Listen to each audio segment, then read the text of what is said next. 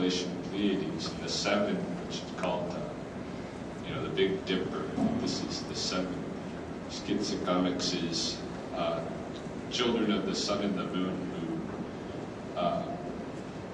who escaped seven dangers. So this is about not only about these beings themselves, but define our relationship to the moons and the seasons. Ayaw spomitapig sa komitapig sa soitapig. These are everything that lives in the air, everything that lives on the land, everything that lives in the water. We call them in to our prayers as the ones that we're related to and the ones that we're dependent on. And I just want to say that one of the bundles that we almost lost was our beaver bundle. It's the oldest bundle that we have. And thanks to the efforts of people in here, we're able to bring that back. And we didn't call it environmentalism or anything like that, but in our language, I don't think there is a word that translates into environment.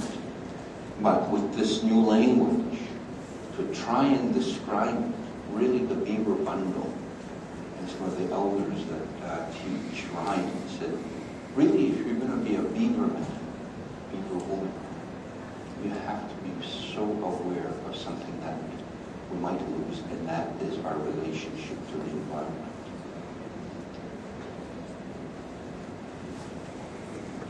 Ayaw nato itapigs. These are all of the ones that are in the stories, all of the ones that first made relationships with non-humans, that brought knowledge from those non-humans into the communities, and the ones all the way down the line, that experience of that original transfer is given again, again, again to each new generation, just like it was transferred the very first time. So that's how knowledge is reproduced, is trying to recreate that same transfer experience. And so we have a line, when you get transferred, you have a line of that transfer going all the way back to that original, and you call all of those ones that have been in that line in to prayer. One of the way that my cousin Martin, Ryan's in-law, describes it, and it's important to illustrate that. If I can get your hand. When we transfer something, it's always 1, 2, 3, 4. That holding of hands, of that transfer of knowledge in these ceremonies is not broken. And that is these are pictures that were taken when the researchers were up in Siksika. What you have is an Inamska that I had, and what's on the ground there is the beaver bundle. It's so huge you can't tie it and hang it from above your bed.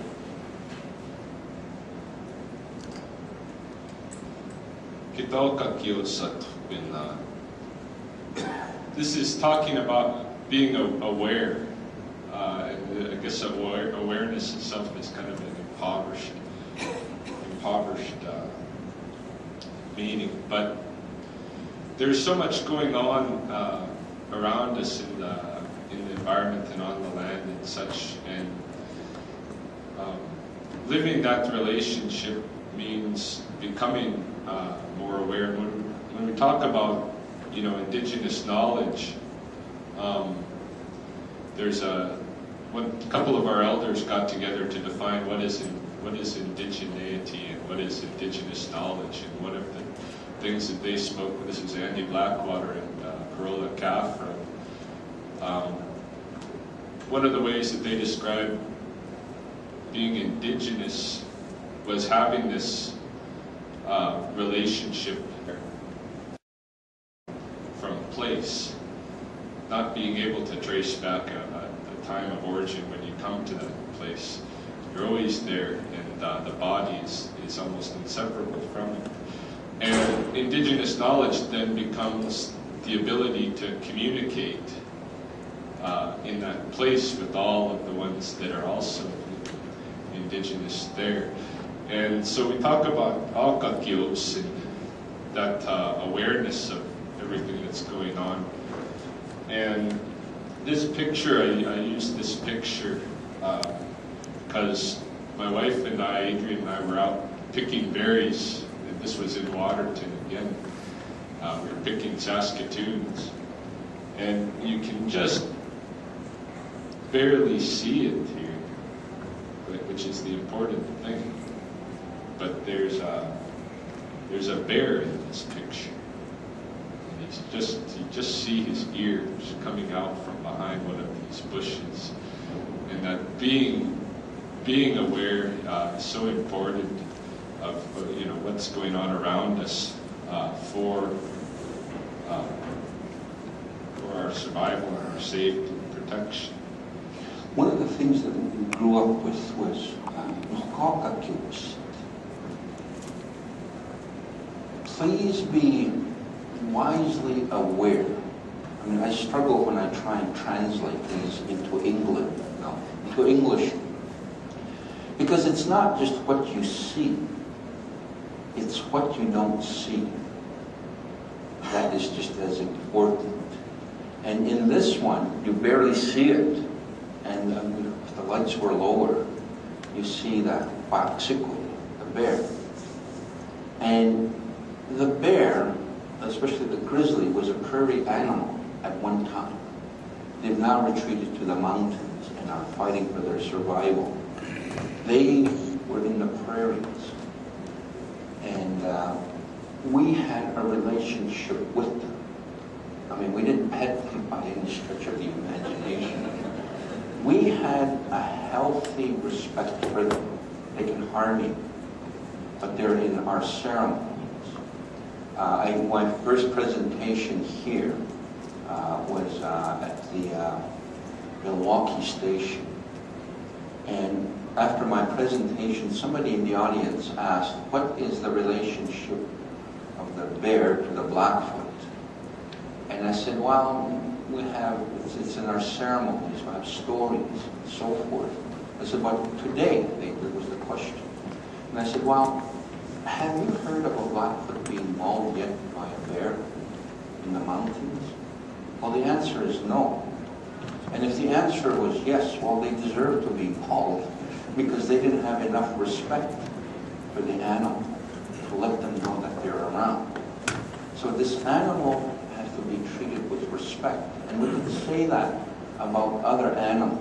The wolves is another case in point, and we'll get to that later.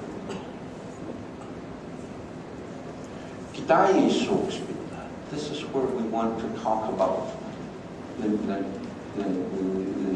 nurturing.